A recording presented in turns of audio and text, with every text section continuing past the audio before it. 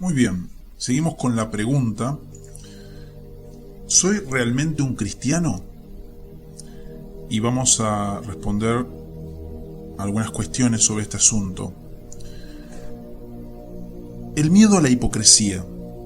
Cada vez que empiezo a percibir los rasgos de la gracia en mí y que soy verdaderamente salvo, oigo hablar de algún hipócrita o apóstata y me estremezco.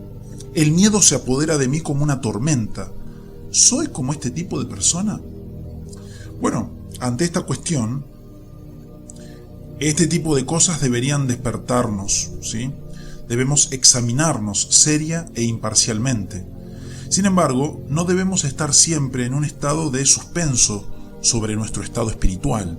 Se puede ver el exterior de un hipócrita. Puedes ver su actividad espiritual y sus emociones, pero no puedes ver su interior. No conoces su corazón. Solo puedes formar un juicio sobre otra persona basado en lo que ves en su exterior. Harías bien en juzgar a los demás con compasión, es decir, no pienses el mal. 1 Corintios 13:5. De nuevo, no puedes conocer los motivos secretos de sus acciones. En lugar de juzgar a los demás, deberías mirar a tu propio corazón. Tú eres la persona a la que puedes juzgar con mayor claridad. Debes mirarte a ti mismo como nadie más en el mundo lo puede hacer. Puedes ver cosas en ti mismo que simplemente no puedes ver en los demás. La religión de un hipócrita puede parecer mucho más brillante que la de un creyente sincero. Recuerda que lo que es grande a los ojos de los hombres a menudo es de poco valor a los ojos de Dios. 1 Samuel 16:7. Prefiero gemir con Pablo que derramar lágrimas falsas con Esaú, profetizar con Balaam o tener el gozo temporal de los oyentes de los pedregales. En Mateo 13:20. Hay un fuego que juzgará la obra de cada hombre para ver de qué tipo es. 1 Corintios 3:13. Si Dios no juzga por la apariencia externa, ¿por qué lo haces tú? Sin una revelación especial, no puedes conocer la sinceridad de la fe de otro hombre, pero puedes conocer la autenticidad de tu propia fe sin ninguna revelación especial.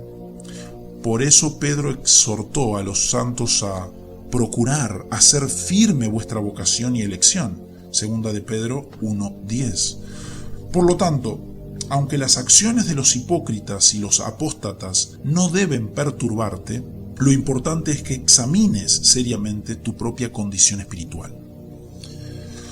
Aquí hay dos formas en que los santos más débiles superan a los mejores hipócritas. Primero, los santos se niegan a sí mismos, renuncian a toda confianza en sí mismos y en sus obras. Ellos confían completamente en la salvación de Dios a través de Cristo. Son pobres en espíritu. Son bienaventurados porque no hayan tropiezo en Cristo. En Filipenses 3:3, Pablo escribió: nosotros somos la circuncisión, los que en espíritu servimos a Dios y nos gloriamos en Cristo Jesús, no teniendo confianza en la carne. En segundo lugar, los santos tienen un odio genuino hacia el pecado. Están dispuestos a separarse de toda lujuria sin excepción y a obedecer todos los mandatos del Señor. Entonces no sería yo avergonzado cuando atendiese a todos tus mandamientos. Salmo 119:6. Ponte a prueba con estos estándares. El número 6. Compararse con otros. Esta es otra cuestión. Mi vida está tan lejos de los estándares de los grandes santos de la Biblia y de los cristianos ejemplares que conozco personalmente.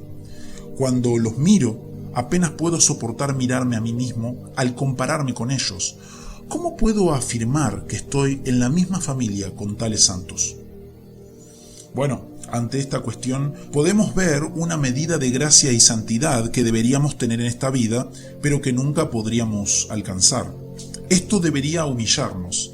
También debería hacernos avanzar con más vigor hacia la meta. El diablo quiere que los cristianos débiles sean torturados, comparándose con los fuertes. 2 Corintios 10:12. Ceder a esta tentación sería como si un niño dudara de su relación con su padre porque no tiene la misma altura que su hermano mayor. Es irracional. Hay santos de varios tamaños en la familia de Cristo. Algunos son padres, otros son jóvenes y otros son niños pequeños. Primera de Juan 2, 13 al 14. La cuestión de las tentaciones. Número 7. Nunca he leído en la Biblia ni he sabido de un verdadero hijo de Dios que haya sido tan tentado o necesitado de Dios como yo. Como no conozco a ningún cristiano que haya estado en mi condición, solo me queda concluir que no debo ser creyente. Bueno, ante esta cuestión, podemos decir que esta duda proviene de la ignorancia tanto de la Biblia como de la experiencia real de los cristianos. Aquellos que tienen esta duda deben tratar de hablar con un amigo cristiano maduro o un ministro piadoso. Hacer esto ha traído paz a algunos cuando se dan cuenta de que su caso no es excepcional y que muchos cristianos han tenido la misma lucha. La Biblia proporciona muchos ejemplos de cristianos que sufrieron horribles tentaciones. El diablo tentó a Job para que blasfemara. Asaf fue tentado a pensar que la religión era vana y a desecharla, en el Salmo 73, 13. El mismo Cristo fue tentado a arrojarse desde el pináculo del templo y a adorar al diablo en Mateo 4, 5 al 9. Muchos cristianos no solo han sido atacados con tentaciones, sino que incluso han sido vencidos por ellas y han caído en un grave pecado durante un tiempo. Pedro negó a Cristo y maldijo y juró que no lo conocía. Marcos 14:71.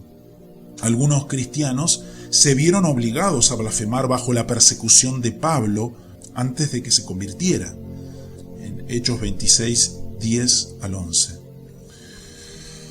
Muchos cristianos pueden dar testimonio de sus propias experiencias personales y tristes en este ámbito.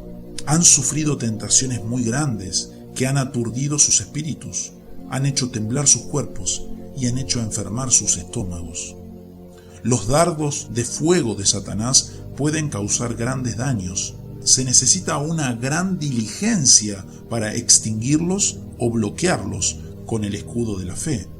A veces Satanás lanza tantas bolas de fuego a nuestra casa que todo lo que podemos hacer es correr sin cesar de un lado a otro para apagarlas.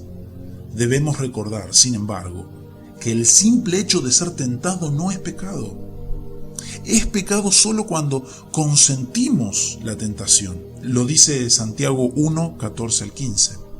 Si uno es tentado a pecar, pero no consiente en la tentación, no puede ser acusado de ese pecado, así como un hombre casto no puede ser acusado de engendrar un hijo fuera del matrimonio. Supongamos que acudes a un amigo cristiano maduro o a un ministro y compartes tu problema, pero ellos dicen que nunca han conocido a nadie exactamente en tu estado. Aún así, no deberías pensar que tu caso es excepcional. Desde luego no deberías perder la esperanza. Incluso un cristiano maduro o un ministro piadoso podrían no conocer todas las dificultades que un hijo de Dios puede enfrentar. Algunos han tenido luchas conocidas solo por Dios y sus propias conciencias. Aunque las Escrituras proveen instrucciones para cada condición en la que un creyente puede estar, no enumeran exhaustivamente cada lucha que un cristiano puede enfrentar. Aunque no puedas encontrar tu caso específico en la Biblia, trae tu caso a la Biblia y encontrarás un remedio. No te preocupes por tratar de averiguar si alguien ha estado alguna vez en tu condición. Esfuérzate, en cambio, por aplicar a Cristo a tu condición.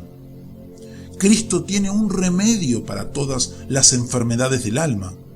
Aunque encontraras un verdadero cristiano que fuera tentado de la misma manera que tú, ¿qué podrías probar?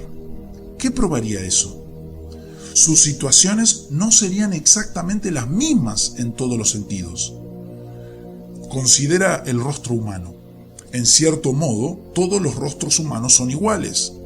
Cada uno tiene los mismos rasgos, Al mismo tiempo, cada rostro es también diferente y puede ser distinguido de todos los demás.